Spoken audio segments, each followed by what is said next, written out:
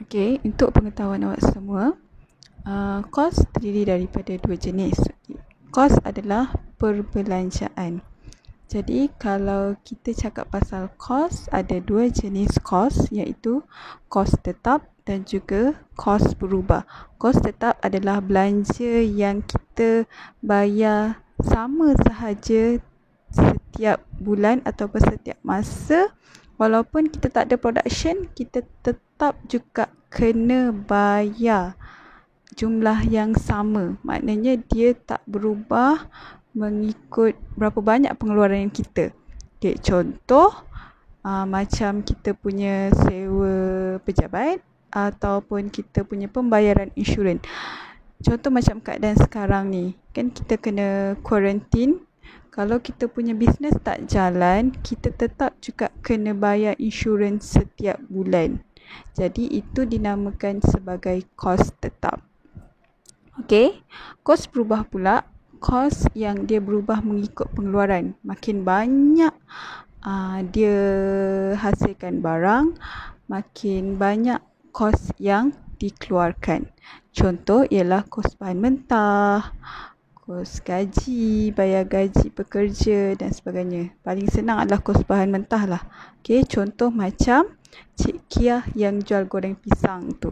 Okey, makin banyak goreng pisang dia jual, makin banyak tepung dia kena beli, makin banyak pisang dia kena beli. Okey, contoh macam sekarang ni dia tak jual langsung goreng pisang sebab duduk rumah, jadi tak ada langsung kos bahan mentah yang dia keluarkan. Okey, so itu adalah dua jenis kos, iaitu kos tetap dan juga kos berubah. Okey, sekarang ni kita tengok pula siapa pihak-pihak yang berkepentingan kepada penyata kewangan sebuah perniagaan ni. Maknanya pihak yang nak sangat tengok kita punya penyata kewangan. Maknanya bila kita prepare penyata kewangan ni, siapa yang nak tengok kita punya penyata kewangan ni. Okey. Okey, pertama pihak yang berkepentingan ialah pemegang saham ataupun pemilik perniagaan. Okey, pemegang saham untuk syarikat Sdn Berhad dan juga syarikat Berhad, pemegang saham kena ataupun boleh mengetahui kedudukan kewangan perniagaan dan menentukan hala tuju perniagaan berdasarkan penyata kewangan. Okey, daripada penyata kewangan akan ada berapa keuntungan dan bakal pulangan yang akan diperolehi. Okey, pihak yang kedua ialah pelabur. Okey, pelabur akan tengok kita punya penyata kewangan, especially untuk syarikat Berhad, syarikat awam Berhad. Okey, mereka akan tengok kedudukan perniagaan menerusi penyata kewangan. Kalau berdasarkan penyata kewangan tu dia yakin dengan perniagaan kita, dia akan melabur dengan kita.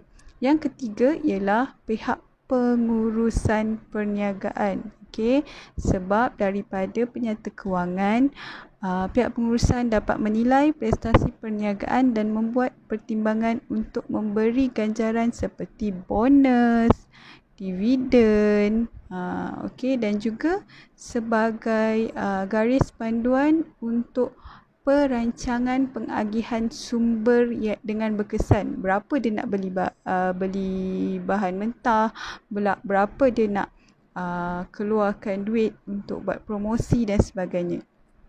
Okey, yang keempat adalah pembiaya ataupun institusi kewangan. Okey, ataupun pihak bank lah.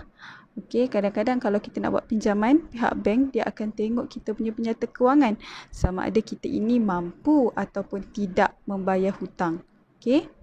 Dan yang terakhir sekali ialah kita punya pembekal ataupun vendor. Okey, pembekal akan tengok menerusi laporan kewangan kita sama ada kita ni mampu atau tidak untuk membayar kredit ataupun pinjaman. Okey, dari segi kecekapan kita menguruskan hutang-hutang sebelum ni, mereka akan tengok dari situ, barulah mereka akan bagi kalau kita nak buat pembelian kredit dengan pembekal. Okey, sekarang kita tengok pula analisis operasi kewangan menggunakan penyata pendapatan dan juga kunci kira-kira. Menerusi penyata pendapatan, pertama kita boleh mengukur prestasi perniagaan dan yang kedua kita dapat meningkatkan jumlah keuntungan. Okey, dengan mengukur prestasi perniagaan, kita dapat meramalkan kita punya pencapaian prestasi perniagaan, kita dapat merancang strategi dan kita dapat mengetahui kedudukan kewangan perniagaan kita. Okey, dalam penyata pendapatan juga kita dapat meningkatkan jumlah keuntungan. Okey, bila kita analisis kita punya penyata pendapatan, pengurusan kewangan perlu diselaraskan mengikut keperluan belanjawan dan pengagihan kewangan. Okey, dalam kunci kira-kira pula, kita dapat mengetahui kedudukan kewangan, mengetahui jumlah tanggungan ataupun jumlah hutang perniagaan, mengetahui hutang perniagaan kepada pihak luar dan juga mengetahui komponen equity pemilik. Okey. Selain daripada analisis operasi kewangan menggunakan penyata pendapatan dan kunci kira-kira, kita juga boleh analisis perniagaan menggunakan titik pulang modal. Okey, analisis operasi kewangan perniagaan menggunakan titik pulang modal. Okey, titik pulang modal ni kita dah pernah belajar masa di tingkatan 4.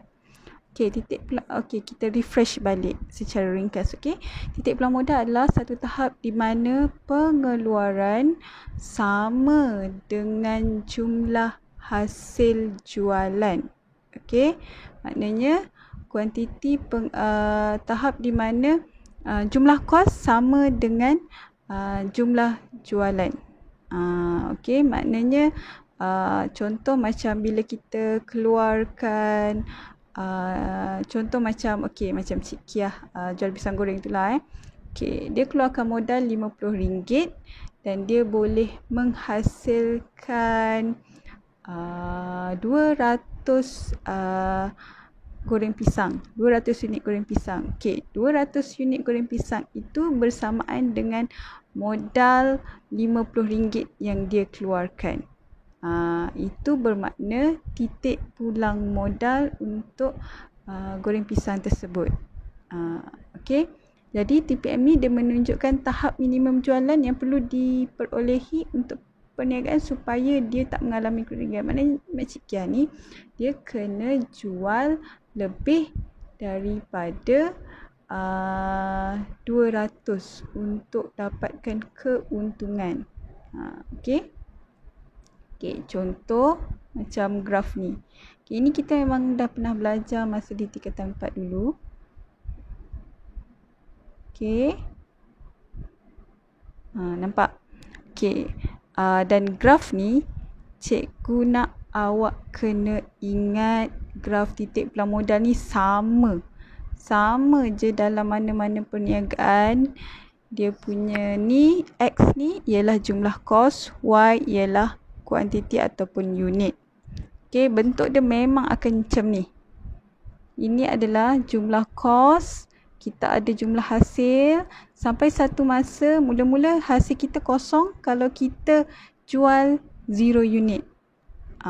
Tapi kita tetap juga mengeluarkan kos tetap kita kat sini. Ini adalah kos tetap. Macam yang cikgu cerita pasal kos tetap, walaupun kita tak jual apa-apa unit, kita tetap mengeluarkan kos tetap kita.